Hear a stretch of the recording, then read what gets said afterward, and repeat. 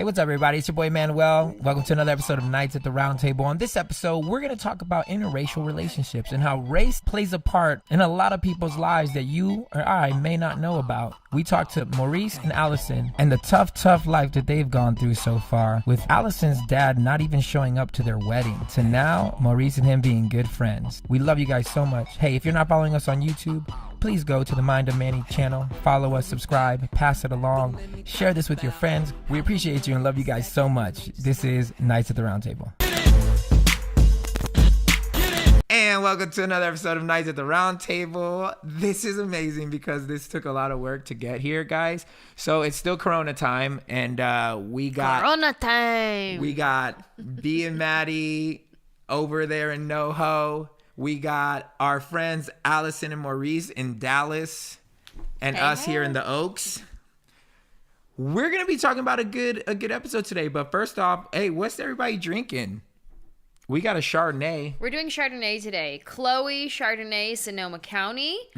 I did not prep in advance by chilling it. I forgot to serve ourselves a drink, so it's not as chilled as I would like it. But I put ice cubes in. So fancy. We're drinking a red wine. It's called Instigator. It's from Lodi. And what's funny is sometimes I'll go in and just try a new bottle. So I was at Ralph's and I actually picked it out because I liked the way it looked. And it was like a solid price point, and come to find out, it's actually really good. So it's kind of one of those under $11. It's good value. So yeah, buddy. Love those values. Hit it, honey. What y'all getting in? Kirkland Malbec.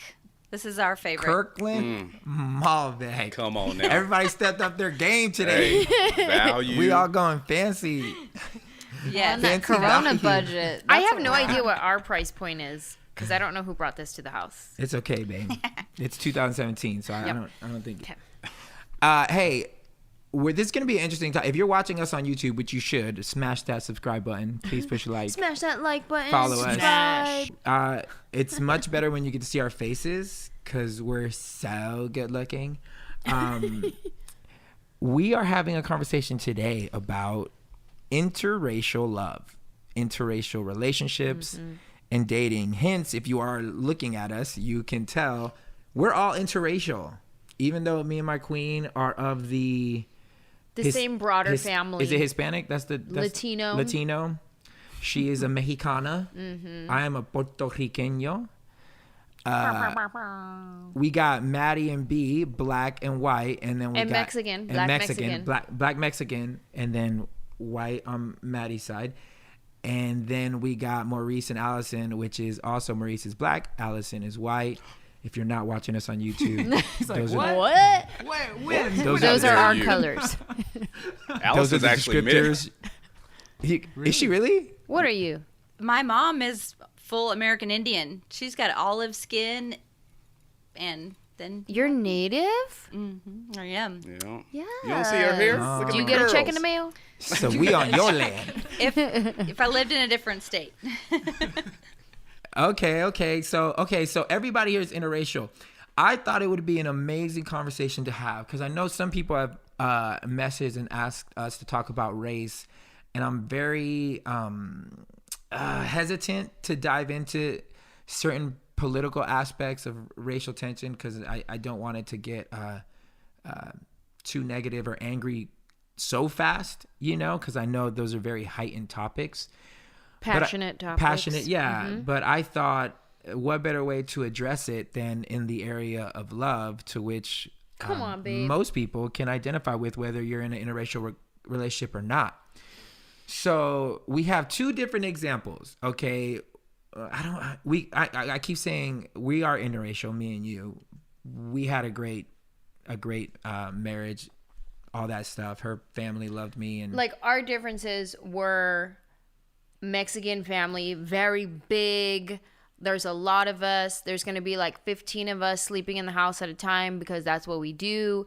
And then your Puerto Rican family was very much just the four of you. Yeah. And but our courtship was good. Big family. But we have two different also when it comes to black and white. So B and Maddie's courtship went good.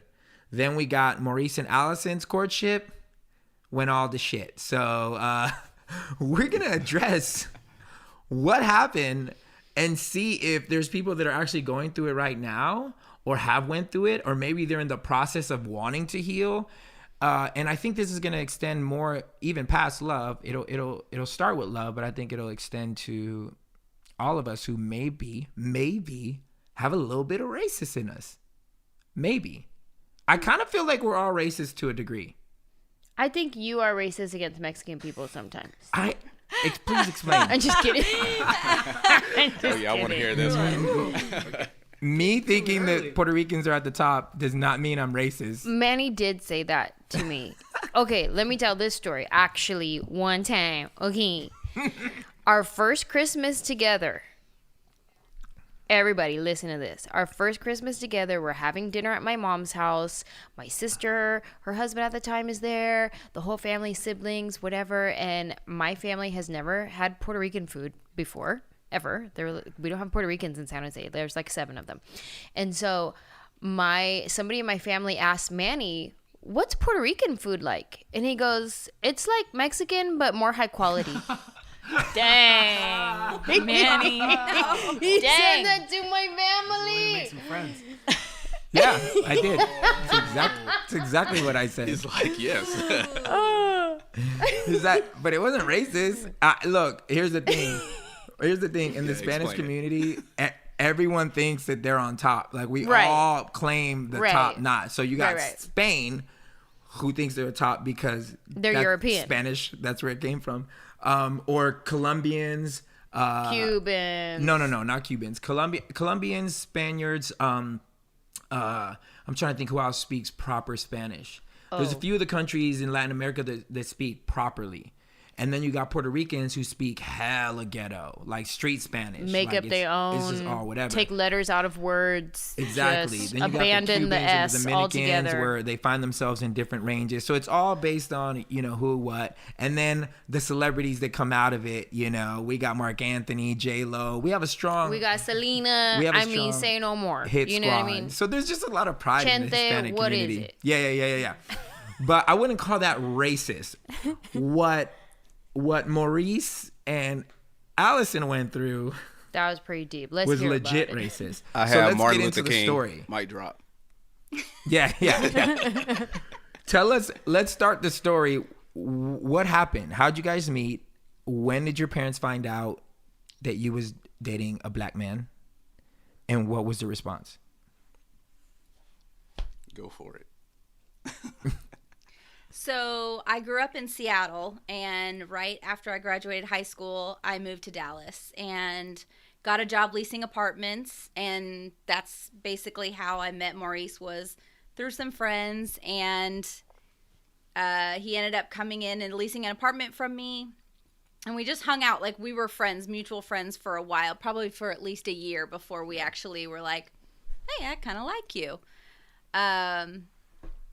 But I'd been in interracial relationships previous, so I was about to ask this you. wasn't. Do you lean wasn't towards anything, the chocolate? Yeah, and actually, even when I was in high school, I remember getting a Tyrese calendar and hanging it on my wall in my bedroom. It was only there for like 2 days. It would disappeared, and I never knew what happened to it. Obviously, it was not accepted or approved in the household, so. My family never really met anybody that I had dated. Definitely, though, the marriage step was a big no-no. So. Yeah. To add to that, when we met, she already had, my credit history. She had all my information. She leased me my apartment. So she had everything. You know what I mean? And, so she went back to her dad like, but Dad, he has good credit. Yeah. It's fine. You know what I mean? He didn't even need a cosign. He didn't need no got cosign. this, right? No, I'm skipping ahead. Okay, keep going.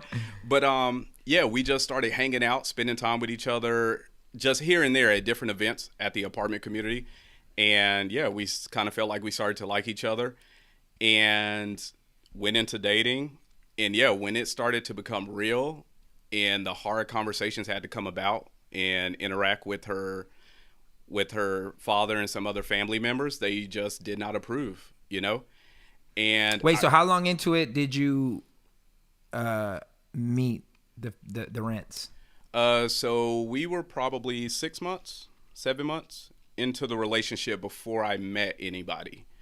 I came home one day, so there's a lot of backstory to all this, but we were living in separate apartments next to each other in the same apartment community. But then when we decided that this was real and we were going to move forward with marriage or a proposal, we decided to move in together because we did not have the support of the family with just the relationship in general. So we knew we had to take on a lot of it on our own, just financially, emotionally, everything. So I came home one day, or I'm sorry, we weren't even living together then. You were on the phone with your dad, and she was having a conversation with him about her relationship and it being interracial. And I walk in to hear him say, like, that's not right. Why are you doing that to us and our family? And, you know, you're supposed to marry upward. Like, that was quote unquote what I heard walking into the door. Oh, wow. And even though it still struck me as curiosity. You know, I still was curious about it. And I was just like, well, why? Why does he think like that? Or why would anybody think like that? You know, and that could be just the way I was raised and brought up, just of trying to understand that and just being acceptance or having acceptance for everyone. But yeah, it hurt, but then it sparked some interest too as well. So, yeah. Yeah. Maddie and Brandon, when you guys met each other's family, Maddie, there was never a fear that your dad or your family would look at B in a weird way, right? No, but because... So my now little sister, she's really my niece, but my parents adopted her. She's mixed. So her mom is white and her dad is black. And so my parents adopted her a little bit before Brandon actually came into the picture.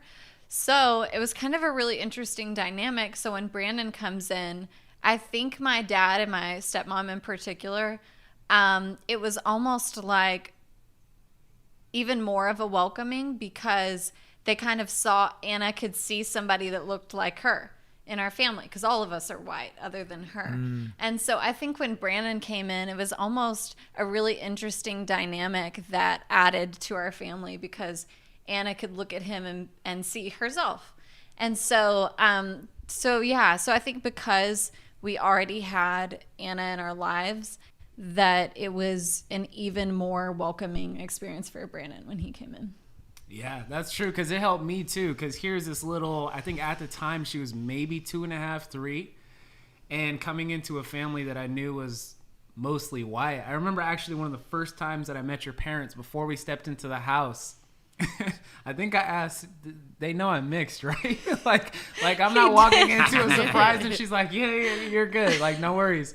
And so I was like, cool, because like I feel like I can handle myself around white people, like because part of that is just my upbringing. Like I grew up in the suburbs, you know, so I went to a Catholic high school. Like 4% of the school was black, so like I know how to like maneuver through that. I know the right things to say. I know how to be presentable. And part of being presentable, like in some people's eyes, is that I'm lighter skinned, you know, so I haven't had the blunt of how other people have been mistreated just because their skin is darker. And so coming in, it was a little bit of like, okay, I'm going to be cool because I saw another little person that was like, just like me, you know? So it was like, it was a little bit welcoming for the both of us. And it's just been cool because, I mean, as soon as I got to know her family, I think they really accepted me for me. And they were just like, oh, Brandon's a great guy. He's great for Maddie. So in that sense, there wasn't any like racial tension there of like, we're not sure about this guy, you know? So it's something that Maurice said. I think that's a powerful picture that you just painted of Anna who gets to see herself in someone. Yeah. And then here's this grown adult man walking in seeing a 3-year-old being like, whew, there's another one of us. Like, just that security and safety feeling of knowing you're not alone in that, and like seeing that even in a 3-year-old and being able to find some sort of peace in that. I think that's a powerful Maurice picture. said something that was interesting, because he said even when he heard her dad say that, he didn't feel a certain type of way. He just asked why. And I think that goes back to how they were raised. Like, Allison, do you have any idea of like, are you close with your grandparents, or like, do you talk to them a lot? Have you ever gotten racist tones from the grandparents? Oh, yes. This goes way back. And my grandfather would not let any African Americans on his property. He would. Oh, wow. Yeah. So. Do you remember that growing up? Like, Yes. And so you were able to decide, hey, my grandparents are racist. Like, that crossed your thought. Oh, yeah. Okay. Yeah, and that was in Louisiana. Yeah, they lived in Louisiana, and I just had to choose, and recognize what I was actually dealing with. And at first, when we were deciding, I thought, well, is this a sin? Like, are we truly breaking the rules? Like, is this something why'd that's you think biblical? that? Were you given some, like, what were the excuses, or what were the reasons for why black people were not okay? Did they ever give you a reason? So many, but they never stood on solid ground, right? They were never,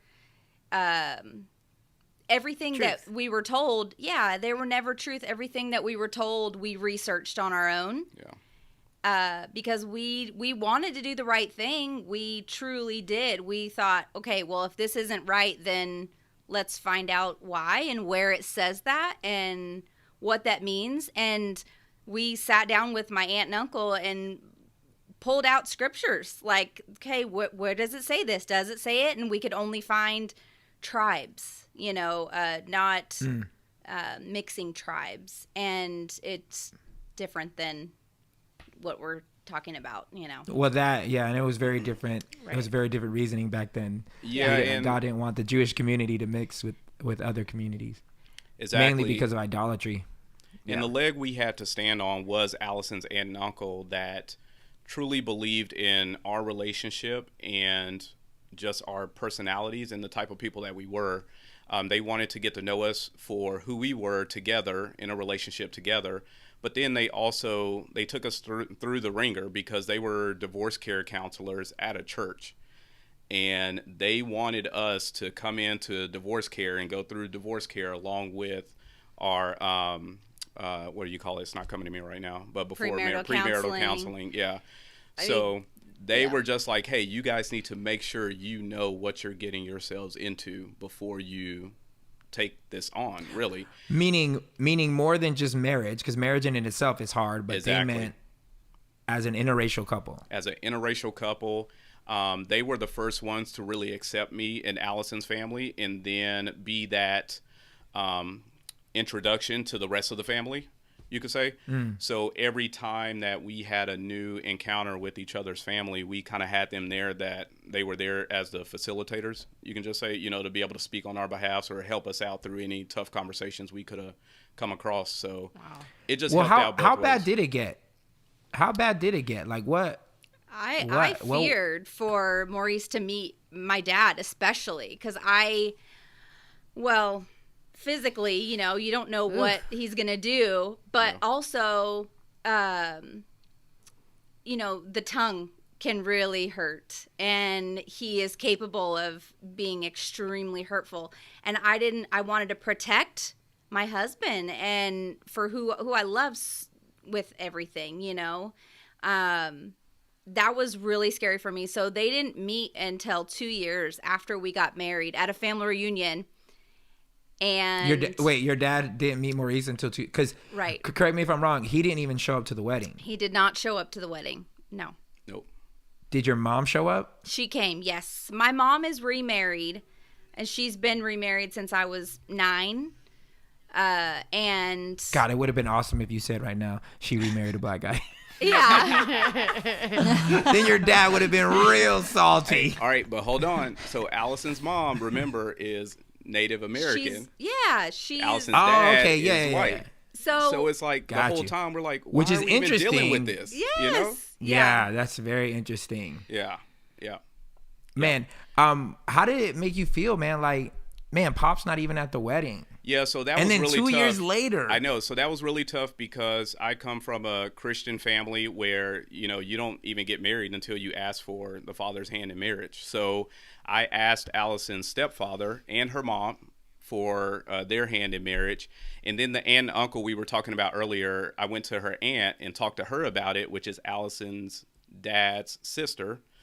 And she said, well, do you love Allison? Do you love my niece? Or do you want to walk into a pretty much like, do you want to set yourself up for failure? Because if you go ask him, he's going to tell you no. So then what are you going to do then at that point? You know what I mean? So I had to make a decision there. It's interesting that the sister doesn't feel the racism, but the dad is. How did that work? So she married young, and he was in the army. So they traveled all over the world. Yeah. So for her, Cultured. Yep. You're right. very much so. Hey, Maurice, I have a question for you regarding your family. So how was your family knowing that your fiance's dad does not approve of you, is not even coming to the wedding? Like, did your family get defensive on your behalf, or how was your family with her family? Or yeah, so that was bad too as well. I would think that's where you can classify my side of the family as have some sort of racism lingering there, because they were truly upset that he was not a part of it or wouldn't be a part of our relationship and our ceremony of marriage. But then it took my dad probably 5 years before he even wanted to truly meet Allison's father, and like felt okay and felt comfortable doing it without having some sort of built up emotion tied to it.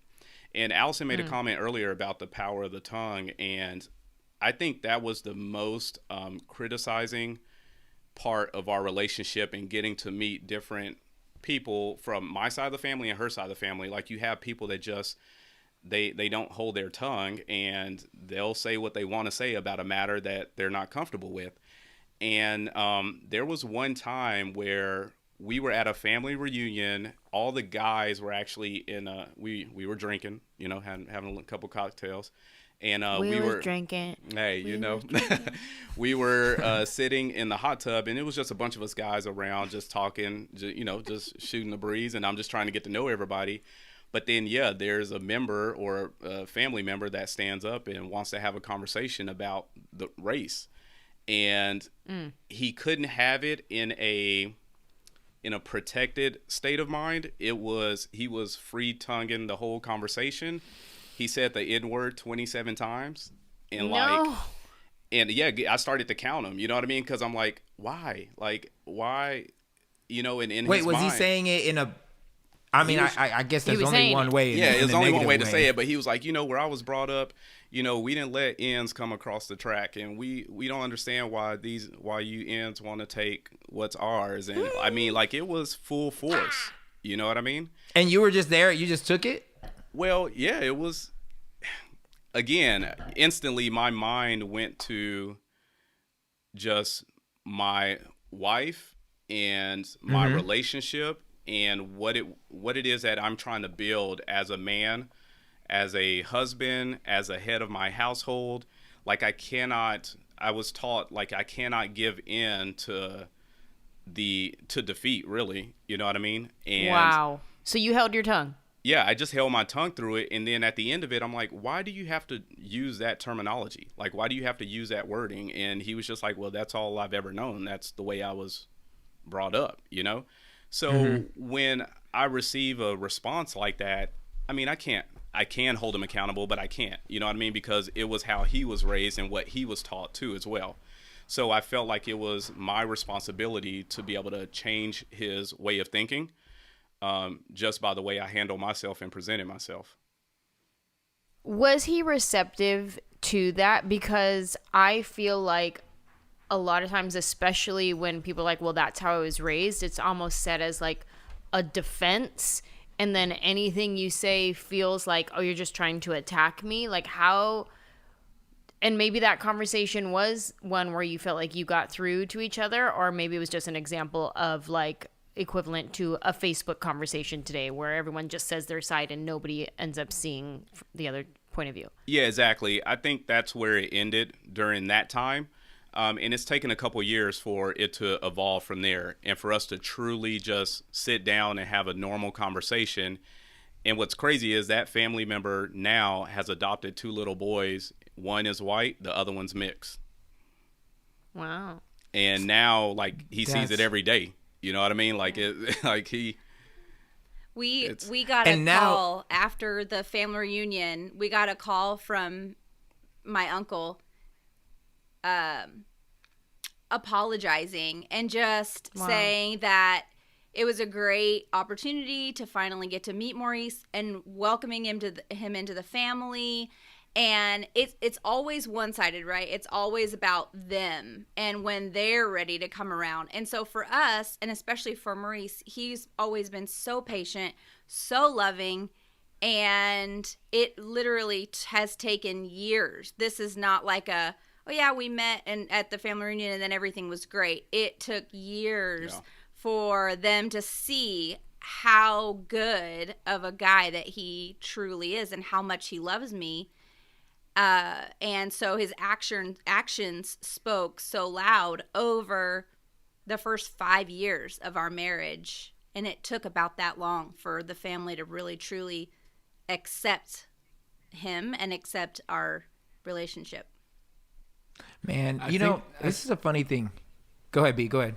I was going to say, that's amazing that your response was like that in that situation. Like, the only thing I'm thinking is, like, that is fruit of the Spirit in your life, man. Yeah. Like, because it's funny because there's been only a few times that I've heard or been called that.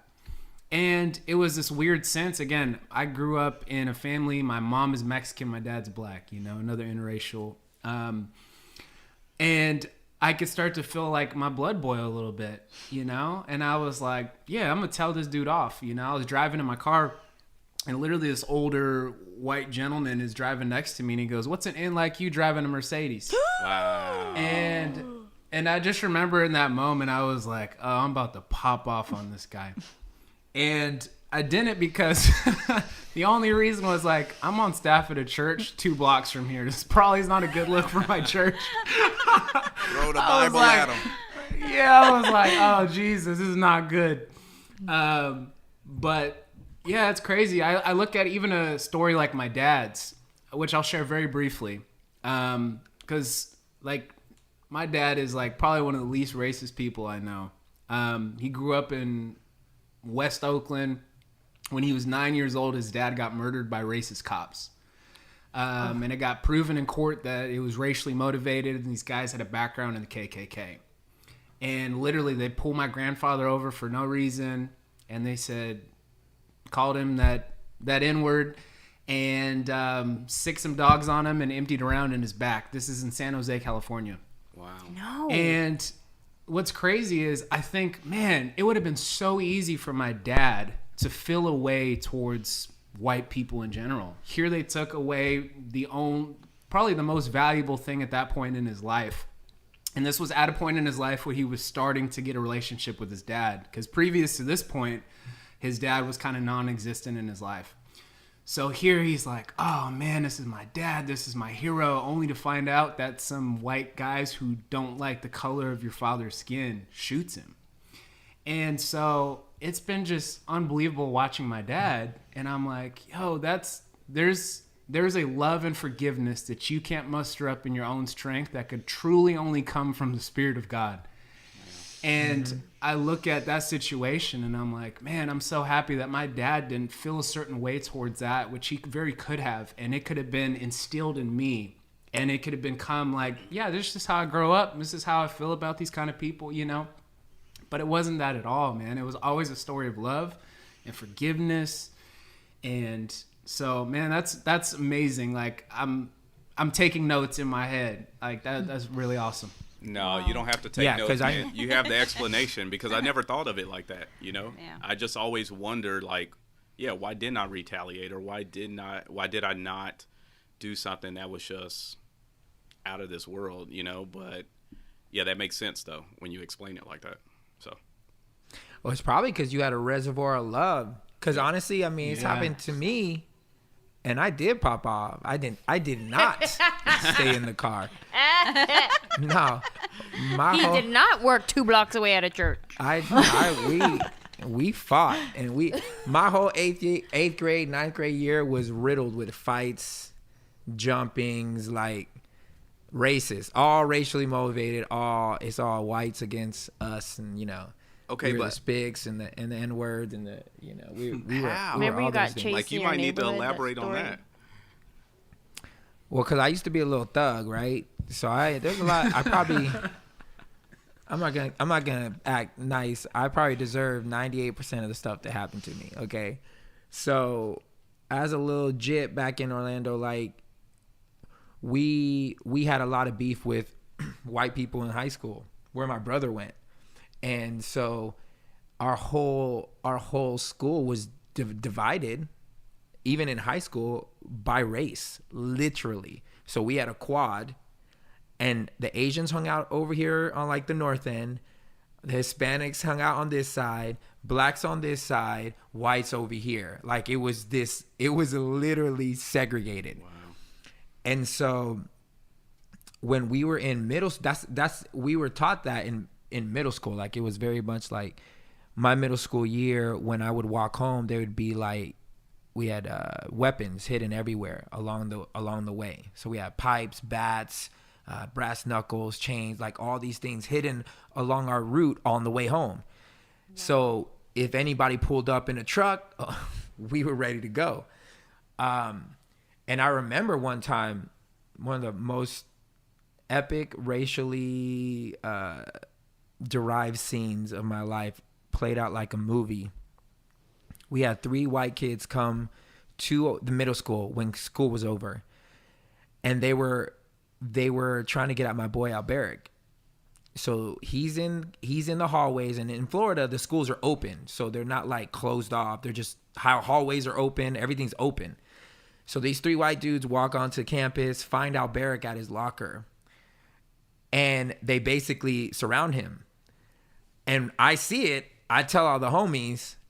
In like 2 minutes, there's about 30 Spanish and black kids surrounding these 3 white boys who were all taller than us and bigger than us. Baby, you were the hootie hoo guy? Yeah, I was the hootie hoo guy. So we were like, I was like, hootie hoo. All the homies came, right? And this was like a movie, because prior to then, I see Alberic's face and he was shitting bricks. Like he was like, I'm about to get ran off of these guys. And then all of a sudden he sees me rally the troops, and we all surround the 3 white dudes. So now there's them surrounding him, us surrounding them. And he gets his chest starts getting bigger. He's like, "And what up? What up now? Cause you in my hood right now." And starts talking all this mess. And the white kids look around and they just see 30 of us like ready. They leave because the cops come. They leave. We're all like hyping each other up. We're like, yeah, you know, like, so hype, right? Me and Alberic have to walk home. We're still hype walking home. Like at this point, let me tell you, me and Alberic collectively probably weigh 200 pounds. Is Alberic Latino? Yeah, he's Puerto Rican as well. Okay. So we both are these skinny, loud mouth, trash talking, will fight anyone Latinos, but don't weigh more than the girls in our Your school. gold chain weighs more than you. It was so bad. We were so skinny. Yes. And so we're walking home, and all of a sudden, who do we see sitting on? So the neighborhoods were surrounded by brick walls, and we see 7. They went back and got more of their friends. 7 white dudes sitting on the wall waiting for us. This literally is like a movie. We walk up and we're like, oh shit, we're about to get jumped. This is not gonna be a good look. The 7 dudes jump off the wall, start approaching us. They got weapons. We already missed our weapon point. Oh no. We missed the last weapon point. We're still high. We're not paying attention. We're not aware of anything because we're just amped. We're feeling like we got a victory for us. They jump off and we're like, oh my God. Our book bags come off and we're like, this isn't, we were literally thought we were going to get killed. That's how it ends. This is because it was like, these guys are pissed. And then all of a sudden, right before it starts going down, a dude from the back goes, hey, you Reyes' brother? And I was like, what? And I was like, yeah. And he was like, oh man, we got to leave this little kid alone, man. This is Reyes' brother. So unbeknownst to me, my brother became real tight with all the white kids from the freaking school because they all played football together and did drugs together and partied together. I didn't know nothing about that because I just hung out with the homies. So my brother and white people were like this in the school. So he was friends with the people that was about to jump me, and they didn't jump me because they knew that if they did, then they would have to handle my brother and all of his friends in high school. Wow. So I missed out on a whooping, but that was the closest I've ever gotten, me personally. Now my homeboy, he got shot. Like he got shot. I don't know if you ever met Jonathan. We got into it with some he got into it with some racist white people, and they were like, you ever come to my house, I'm gonna shoot you. He didn't believe him. Oh no. He showed up at their house. Asking Shots for started it. flying. He showed up and said, I wish you would. And they said, okay. Yeah, they started running and freaking boom, shotgun to the back, to the leg. I don't think I can't remember very many blatant racist experiences that I have had being a Latina. I've heard a lot of ignorance in front of me. Do you guys remember when that movie A Day Without a Mexican came out? So, I never even heard of this movie. Well, okay, so imagine a day without a Mexican. No more produce, no more like basically everything the Mexican people do for us, right? And I was in a car. I only knew one person in the car. We were going to a concert and there was like 5 other people in this car. I didn't know anybody. Everybody's white except for me. And even though I look real white right now, if you're watching this on YouTube, listen, we've been quarantined. I haven't seen the sun and I don't know how long. Don't at me. Okay.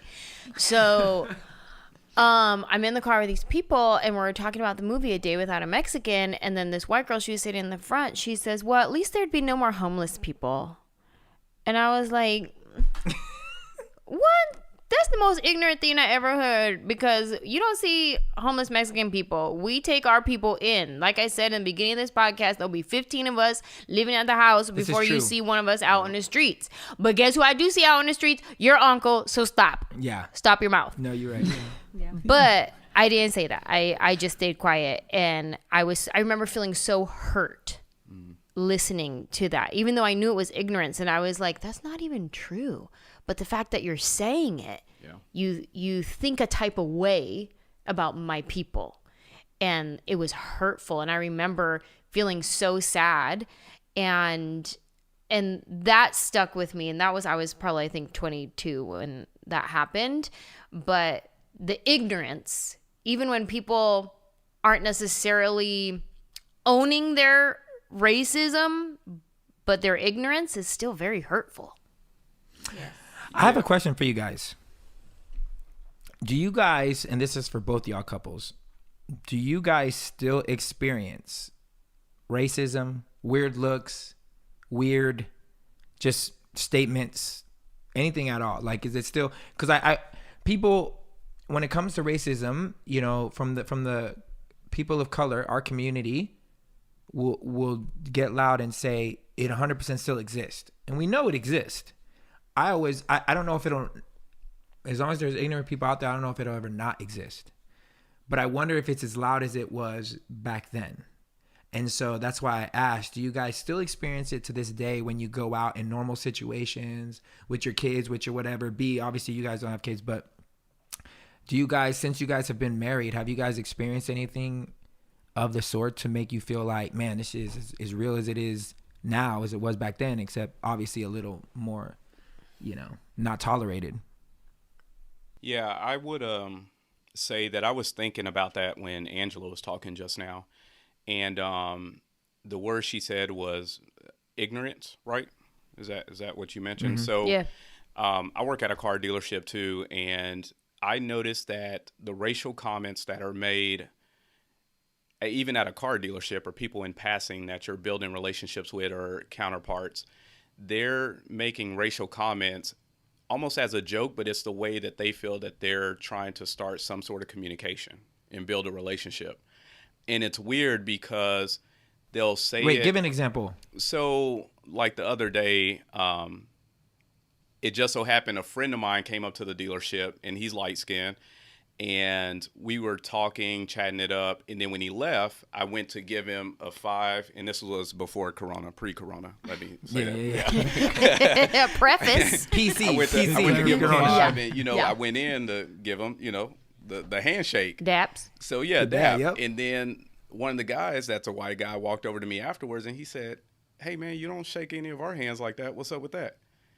And I'm like, "Well, but hold on. I guess I don't understand what you're saying." He's like, "Well, you don't acknowledge us the way you just acknowledged the one guy that walked into the dealership."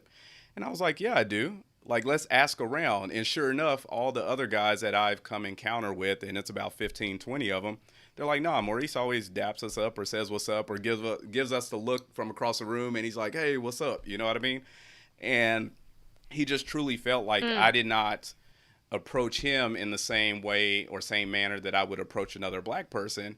But in my mind, I'm like, man, that was kind of racist, but yet whatever, if that's what he thinks, that's what he thinks. You know what I mean? I didn't want to take That's it like on the as my Obama own sketch. personal, like, well, what do you mean? And get defensive about it. It was more or less of like, all right, well, maybe he just doesn't really truly know how to communicate with me.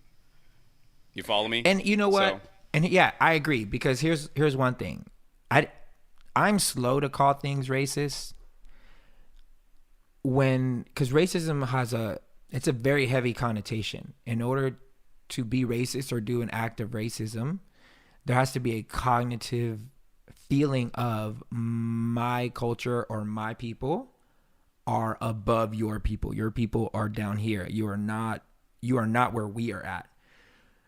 I think a lot of acts are done in ignorance, because when it comes to black and white voices, I don't know if there's ever been truly a safe space to ask certain questions or to even say something like that without it feeling racist. So it's very much one of those things where I'm like, well, what truly is racism, and what is preference? What is ignorance? Does that make sense? I don't know if B, Maddie, you guys had a situation that's happened to you guys, or do you understand what I'm saying? Yeah, totally. Brandon can speak. He might have experienced something that I haven't. But I also feel like it's also where we live too. We've lived in San Francisco area, Bay Area, and we've lived in Los Angeles. Obviously both super diverse areas. And so, people just they are more accepting here because there's so many different types of people. So I also think it would definitely depend on where we lived, because if we lived in my home state of Alabama, I think we would have very different, very, very different experiences than we do here, obviously. So I think if we definitely lived there, I think there would be a ton of ignorance, a ton of comments. But we haven't experienced them that I haven't heard any, but Brandon might have different experience. Yeah, it's one of those things where I think I get a pass in a lot of ways because I'm a little bit more light skinned. Mm-hmm. I think there are certain situations, and because I'm pretty presentable, I'm clean cut, I'm articulate in the ways that they feel like, oh, he's kind of a safe black guy. He's a safe Negro, yeah. And especially in high school and college, I'm playing basketball I'm kind of like, they're like, yo, he's a baller. Like, he's like, we like him, you know? Some of these kids who are acting ghetto, they're like more like, be like Brandon, you know? And so I think from early on, I kind of knew how to navigate those spaces. And in some ways, I felt like, now I don't feel like so much. It was more earlier times where I felt like I had to kind of like manage my blackness, as one comic would put it, Dion Cole. And he has this whole funny bit on that. And so I think now where we're at, obviously where we're living, I mean, mostly Mexican people in our neighborhood here in North Hollywood, you know, like the closest grocery market is Superior Grocers. Right. Like half the people there don't even really speak English. Like I'm learning Spanish as I'm going to my grocery store, which is awesome.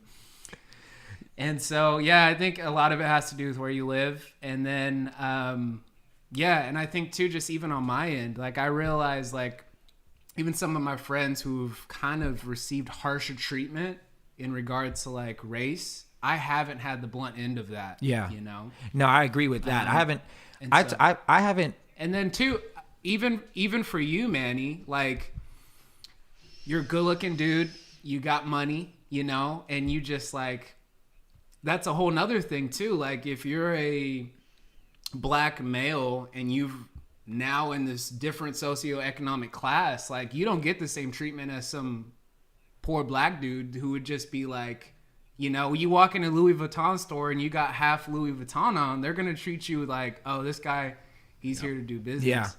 But if you came on like in your baby thug days, they're going to look at you like, oh, when can we get this guy out of the store? You know? You know, it's true. It is true. The socioeconomic status does change a little bit.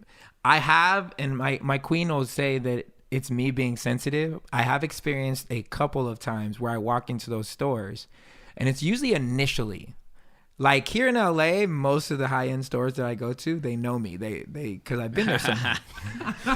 So they're Hey, like, Manuel, welcome back. 100%. They text me all the time. They text me all the time. Hey, we got new stuff in. When are you gonna come in? I have this stuff on hold Yeah. for you. I thought you'd love it already. But there'll be a couple of times where we're traveling and I'll go into fancy stores and I will get the treatment. I really will. I'll never forget it when I went to Neiman's in Texas one time. Oh, Texas. This girl didn't even get off her phone to come talk to me. Didn't even like, and she was like one of the higher ups. She was like a shift leader or something. And I'm like, hey, can I get some service? And she's in the back on her phone. She was like, right? And I'm just like I wasn't all, we was on tour, so I was looking kind of normal. And she didn't even move. And I'm like waiting like 5-10 minutes. I got shoes in my hand. Nobody comes.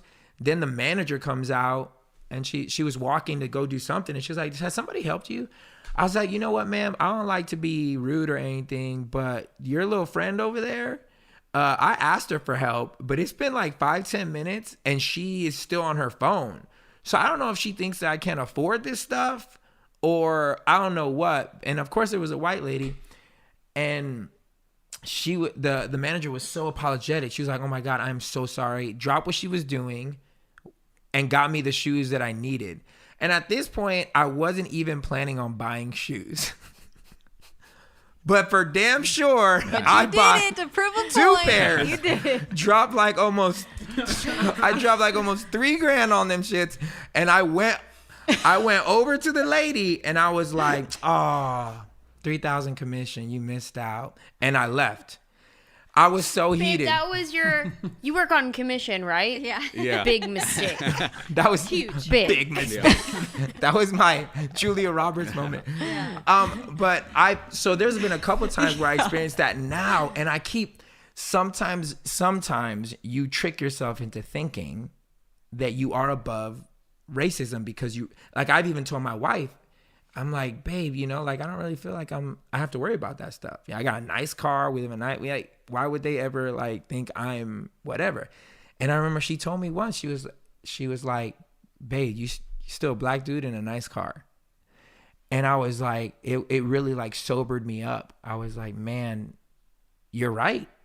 There are certain people that will always just see you as, oh, he's just a ball player. For me, I'm a musician.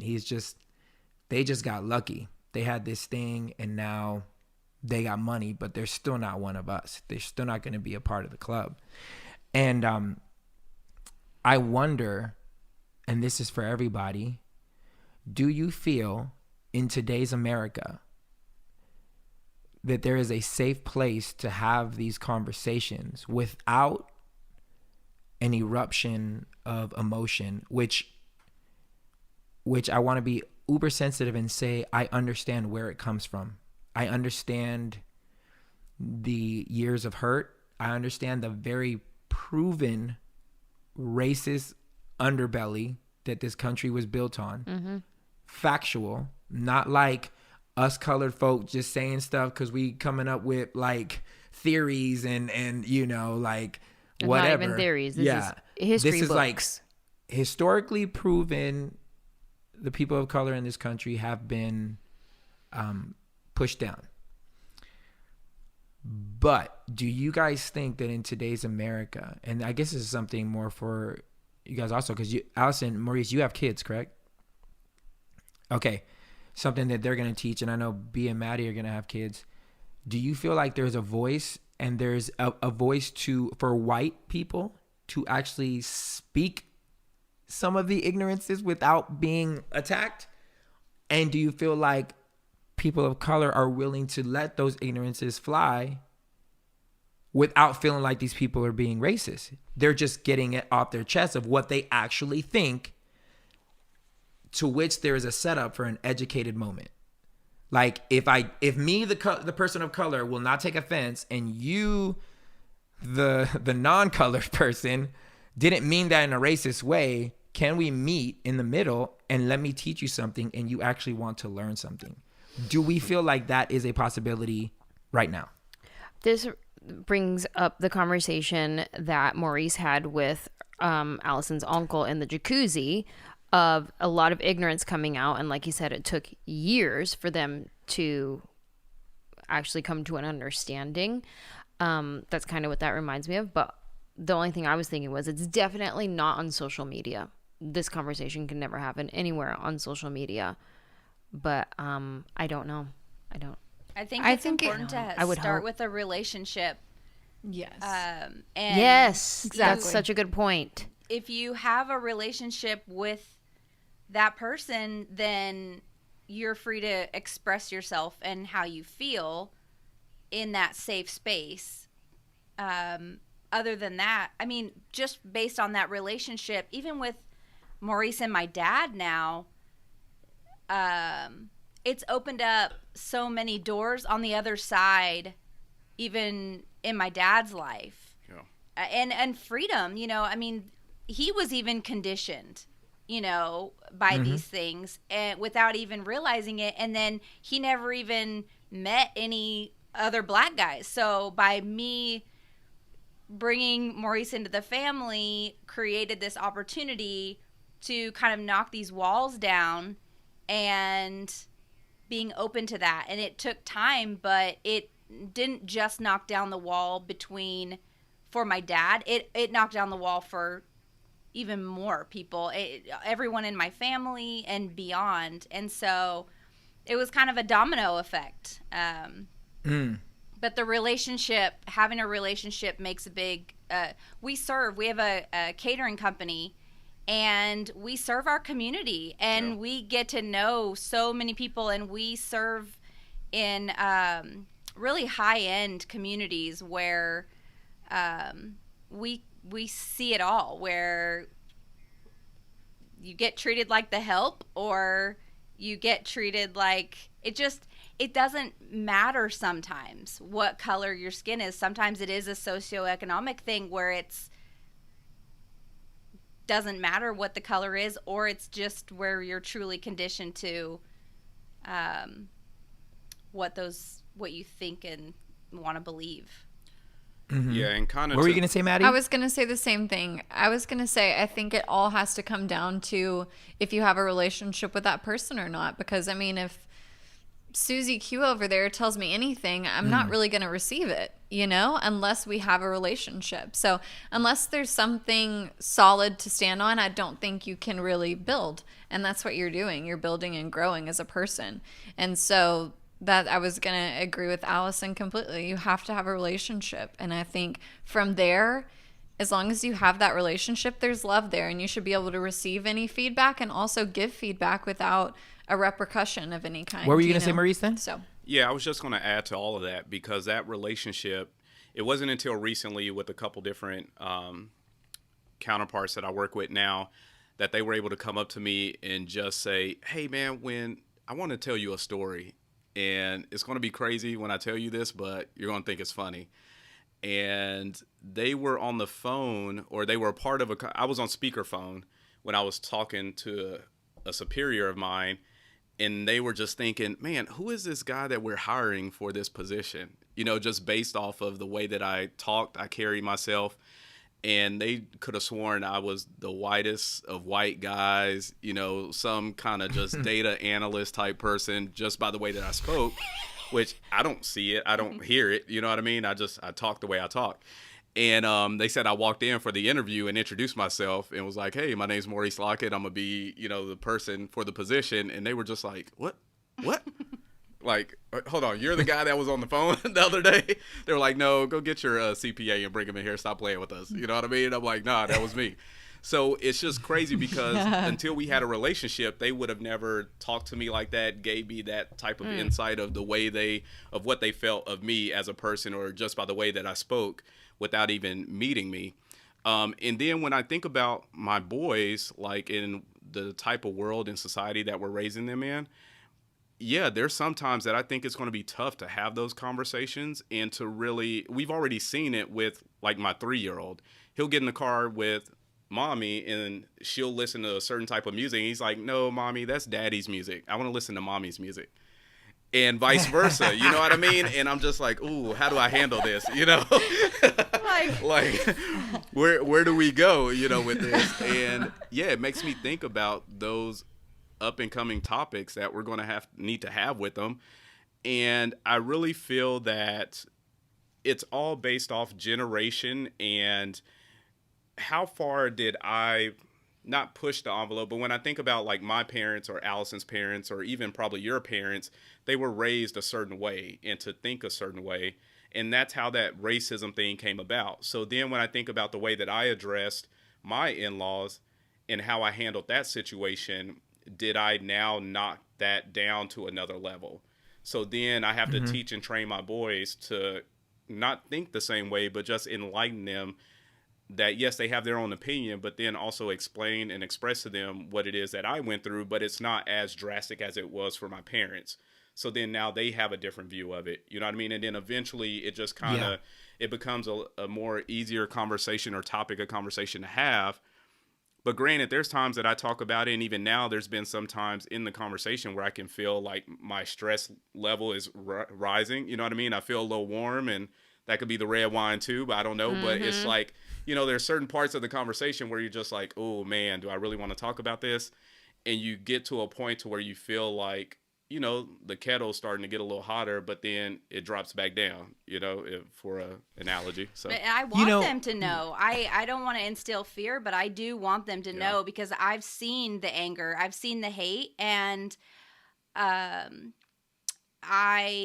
want to protect them from that, but also I don't want them to be shocked by it when they're approached some type of way and it's not fair to them. They don't know. So there has to be a level of that too. They're 3 and 5, so they're still really young, but our 5-year-old came home from preschool when he was 4 and said, I'm black. Yeah. And we were like, okay, yeah. Yeah. You know, so. Who told you that, son? Yeah, right. Well, Right. Yeah. you know, the one thing I realized in my own life that when I, you know, like I said in the Neiman Marcus thing, that I was a little hot-headed, and that was a little bit, that was like an uncharacteristic situation. I don't usually respond. And you like probably returned those shoes. that. Maybe I returned it. I don't know. I maybe I did. One thing that I've recognized that I don't get affected by comments is when I know like who I am. when I have a supreme self-confidence in who I am and my identity, my self-worth, it just doesn't affect me. Like, it's very hard for me to get angry. And Ange always makes fun of me because anybody who comes at me sideways on the internet, I usually give them 1 or 2 responses of love. Even if it's the wildest, craziest thing. Like the other day, now this isn't race related, but this is kind of like my temperament. The other day, I posted a video of my wife or whatever, something we did together. And some white dude goes, something to the fact of, stop riding your wife's coattails, or you ain't got no money. Stop riding your wife's coattails. I didn't know this. Right? Yeah. And I hit him back. I was like, LOL. Girl, I bought her those coattails. Thank you. I was like, LOL. I was like, LOL. Look at you acting like you know some stuff. I had money before I ever met my wife, but I will agree with you. I am riding her coattails because that's where I get the nicest view of her ass. Hey. Thank you. That's where I'm trying to ride. I'm a butt guy. And that's literally my response. And I just put LOL, LOL, LOL. And by the end of the conversation, because I kept hitting him back with laughter and love, this guy asked for autographs. Wow. He said, Get out of here. where can I send pictures? Because my wife was supposed to get tickets to your wife's show. Oh. Get out of Can here. we get an autograph? I was like, wow. But look, here's what I'm trying to say. In a world that we live in where people can't just talk off at the mouth, we have 2 responses. We're either going to give it back to them. We're going to use centuries of anger, of built up frustration, of built up being treated poorly or being treated in a different manner. And we're going to give it back and hope that changes things, which according to most of the wars, it hasn't.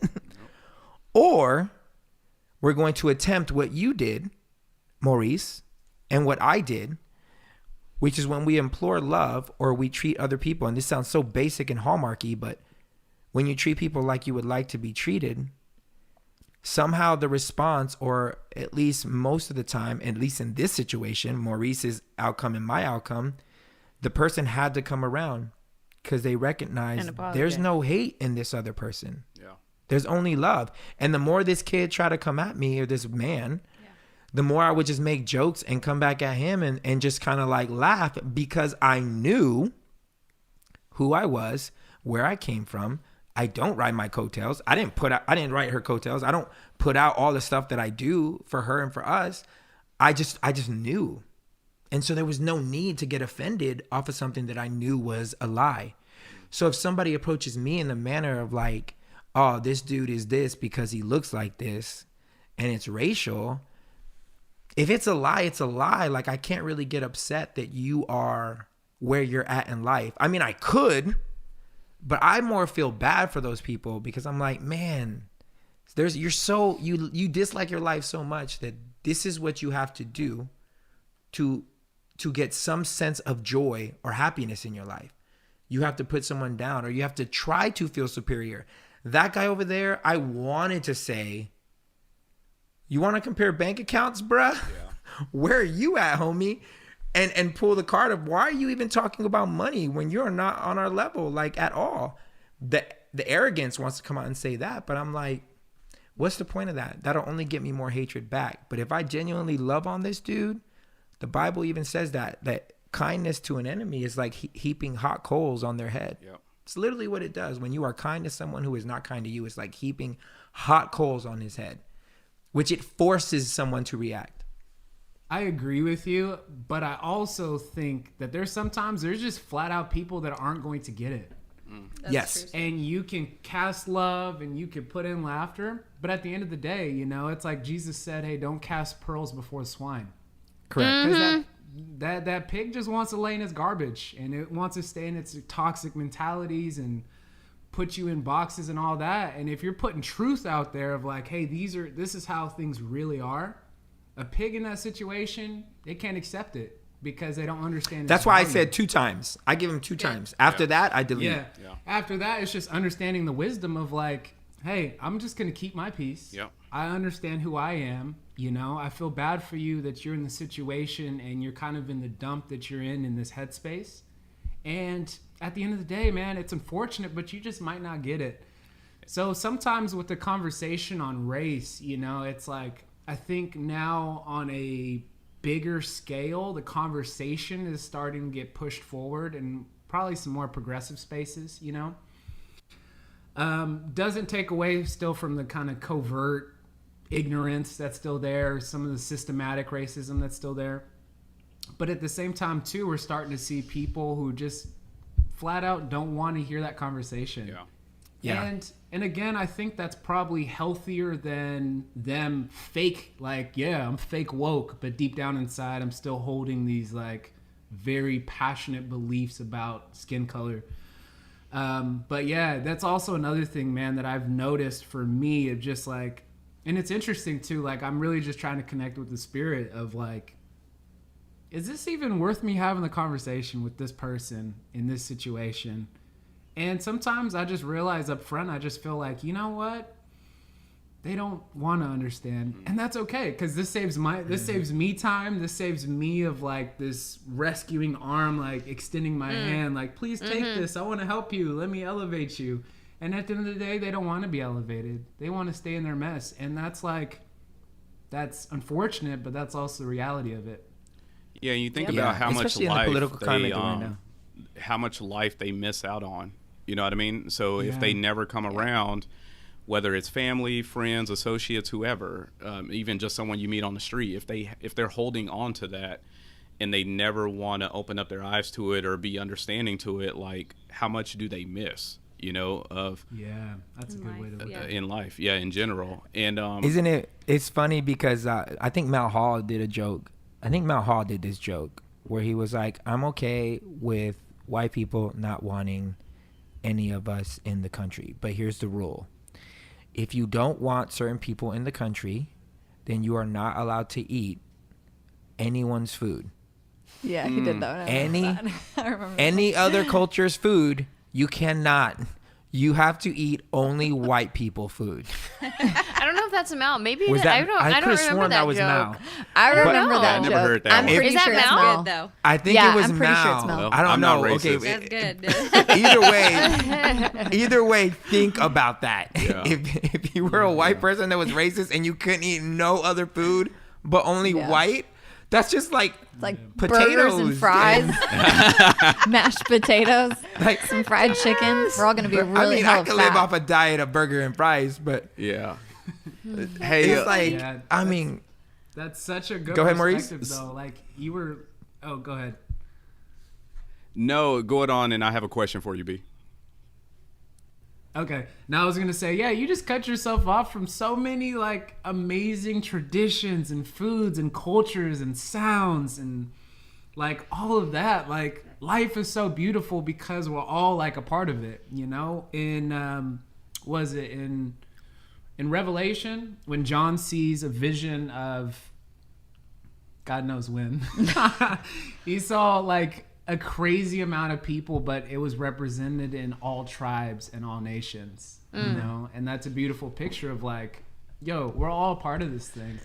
And so when people, it's funny, people are like, God doesn't see color. No, he does, but he just doesn't see it in the same way that a lot of people do, where I get to put you in a box, you know? Right. he sees And so past color. at the end of the past day, color. it's like, yo, we're all part of this and we all bring something so amazing to the table. And my favorite's probably food, like straight up. Amen. Oh, for Yes, real. Lord.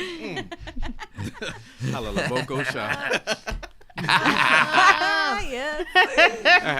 Hey, though, real talk, real quick. So, B and Maddie, so if you guys had that type of relationship, or you have that type of relationship with your in-laws, with each other, have you guys experienced any of those hard conversations or just open conversations?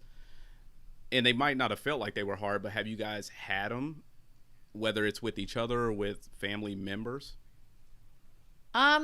A little bit on my side, mostly with my mom, because like I said, Alabama is where my family's from, where they grew up. My mom, my grandparents, they're both passed away now, but they grew up in that same time period in Alabama where it was super racist. And you couldn't really get away from that, especially where they lived. You could not get away from that. So I think if they had still been in the picture and it had been an earlier time, I think things would have looked differently. And we've had that conversation, me and my mom, for sure, because, you know, they raised her. But also, my parents, when they were married, they traveled a ton. And so I think they were a little more open and progressive in their mindsets because they'd traveled and weren't just stuck in the same small town. So we've had those conversations, but I think, you know, they don't really hold those to them. So it's a little bit different. And then also with my dad and my stepmom, you know, we've had those conversations in relating to Anna because, especially if she still lives in Alabama, she's going to experience racism at some point. And she probably has unknowingly, but she's young. She's only 8. So, so yeah, we've talked about that because, you know, my dad and my stepmom, they're both white and they are raising a mixed child. And so they're constantly thinking about how can I protect her. Yeah. So those are conversations we have. But as far as me and Brandon, we've never had any comments or had to have any tough conversations really because our families were both very accepting. So, yeah.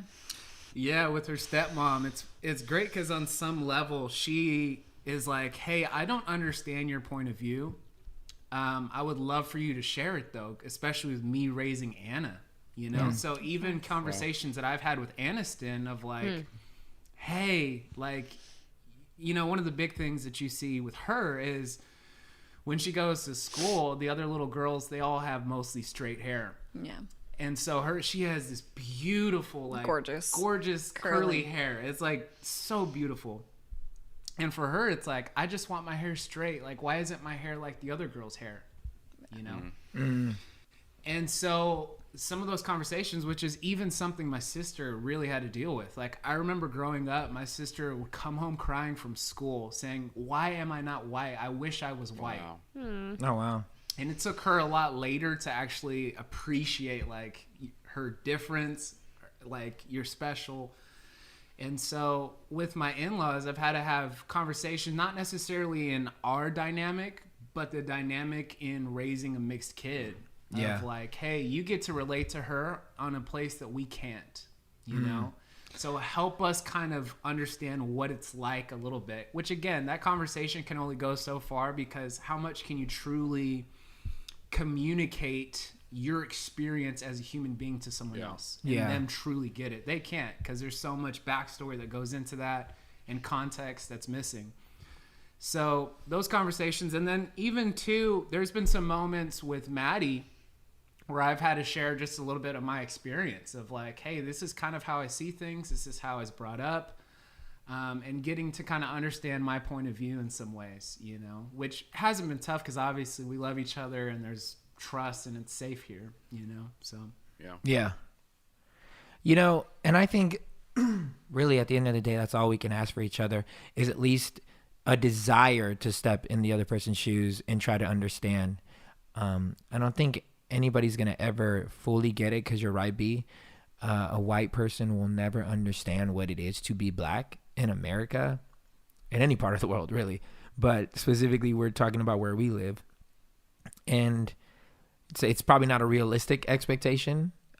So to put that on them, it probably won't ever happen. I think the best you can hope for, and I think this goes both ways, is for us, people of color, to give a little bit of grace for those who truly want to understand our plight and what we've gone through. And if we can give both ways, I feel like there would be a better chance on actually having more resolutions, you know? This is a conversation that I'm sure, you know, all of us are pretty like low key and chill. This is a conversation that can go very different ways depending on who we have on this podcast, which maybe we will later on have a more explosive conversation about race. I'm always down for that. But I might call in sick for that episode. For this episode, my Enneagram 9 may call in sick that day. this episode is a nice. Manny's Enneagram 8 is looking forward to it. I can put my dad in this seat. The 9s are backing out. I will have a podcast with a KKK member. I literally would. And not think too. As long as he's cool with doing it, I will do it. Which I'm hoping to do one day. Like a straight up racist person. I just want to have anyone to the table, because that's what we say, right? That's our motto. Everyone's welcome. So that's in true. the same way, everyone's welcome. Everybody is welcome. Yeah, but you'll be over there, and they'll be over wherever they're at. I mean, by their choice. Somewhere. I wouldn't. Wherever I they're would sit right next to them, holding hands. Anyways, thanks for everybody tuning in. Maurice, Allison, thank you guys so much for telling us your story. We appreciate you guys. Yes. I know we're going on long. Hey, just FYI, we have a great relationship with all of our in-laws now. Yeah. I'm the favorite son-in-law. Healing, yes. I drive the Yeah, boat you when are. we go out, you know. Hey. Yes. I can hear that conversation. That's true. Hey, Maurice. Brandon knows Hey, that. Maurice. We've got a boat. Let's in try this Malibu. boat. Yeah. Hey, bring some fried chicken. What? Yeah. Fried chicken and watermelon. What? That's not you guys? We're not perfect, but we are getting there. Like, yeah, Dad. You too. You bring some food. I'm gonna bring salt though, because y'all just need flavor. Anyways, glasses up. We love you guys. You guys, thanks again. We appreciate you so much. We pray that you guys always find a seat at the table. But if you don't, you are always welcome at ours. Cheers. Cheers. Cheers.